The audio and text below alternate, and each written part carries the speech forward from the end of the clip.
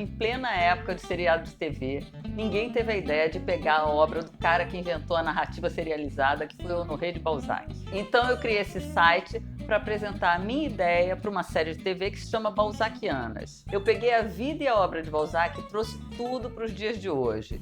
E eu fiz uma adaptação de forma que possa ser encenada em qualquer metrópole atual. Balzac inventou uma técnica que se chama retorno dos personagens, e foi com essa técnica que ele criou a serialização. Os personagens de Balzac, eles deslizam entre os romances.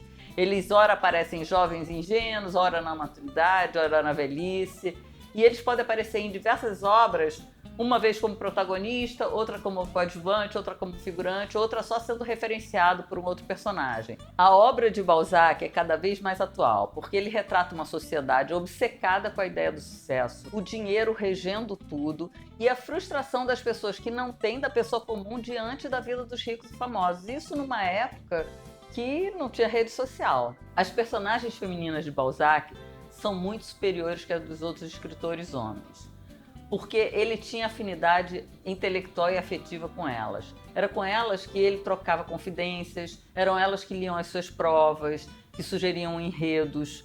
Então Balzac criou mulheres de carne e osso de todas as classes sociais. As mulheres de Balzac são pessoas como nós, são mulheres atuais, são mulheres interessantes, sedutoras, mulheres inteligentes e também cheias de defeitos e problemas como todas nós. A série tem um enorme potencial comercial, porque como está aí em diferenciais, ela tem longevidade e sustentabilidade.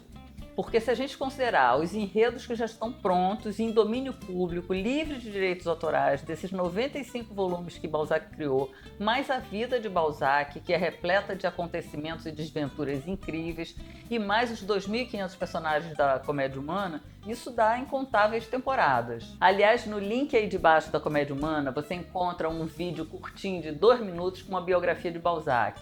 É muito legal para quem não conhece a vida e a obra dele. Balzac é um anti-herói super moderno. Com 20 anos, ele resolve largar o direito que ele tinha se formado e se realizar profissionalmente.